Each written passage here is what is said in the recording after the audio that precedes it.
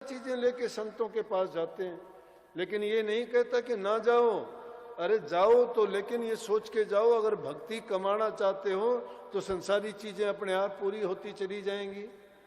छोटी सी एक मिसाल बताऊं, अपने बहुत से सत्संगी नेपाल में काम करते थे पहले। अब जब ये थोड़ी चाइना का सामान हिंदुस्तान में आना शुरू हो गया, सारे व्यापारी लोग हैं अपने यहाँ से गांव में से गए हुए सेठ लोग, तो उन्होंने क्या किया कि अब सिलीगुड़ी बिल्कुल साथ में पड़ती है बॉर्डर के, तो कभी उनसे बात हुई तो मैं कहने लगा तुम पैसा कमाते हो, देश दूसरा है, कानून पता नहीं कब क्या बदल जाए, तुम्हें अपनी प्रॉपर्टी वहां बनानी चाहिए अपने देश में, ताकि तुम्हें कोई कष्ट ना हो।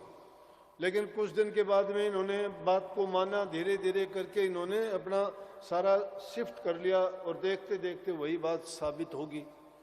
लेकिन क्या हुआ कि जो लोग सत्संग से जुड़े थे वो लोग पान, बीड़ी, तंबाकू, सिगरेट, शराब सब कुछ छोड़ दिया, सिर्फ आराम से आपस में मिलके प्रसाद बनाते, अच्छा भोजन खाते, और उन्होंने इन चीजों को जब त्याग दिया तो हर प्रकार से अपने काम में मन लगाया।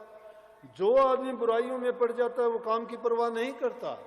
कब परवाह करता है? एक आदमी शराब पी के अगर अपने आप को कर लेता है तो शराब के नशे में पड़ा रहता है। अगर वो सरकारी नौकरी करता है तो वहां नहीं पहुंचेगा। जमींदार आदमी है तो खेत के काम में टाइम पर काम नहीं करेगा। अगर वो और कोई बिजनेस करता है तो आराम से जाके अपने बिजनेस में पूरा मन नहीं लगाएगा। जब अपना मन किसी चीज में नहीं लगाता है तो कमाएगा क्या, पाएगा क्या? तो उसको सब कुछ मिलता है। लोग कहते हैं कि इसको गुरु ने दे दिया, गुरु ने दे दिया, लेकिन देने का तरीका क्या? गुरु उनको नोटों की थैली नहीं देता, गुरु उनको ज्ञान देता है। उस ज्ञान को अपनाने से ये गुरु भक्ति है। उसको जो अपना लेता है उसका सारा काम सही हो जाता है।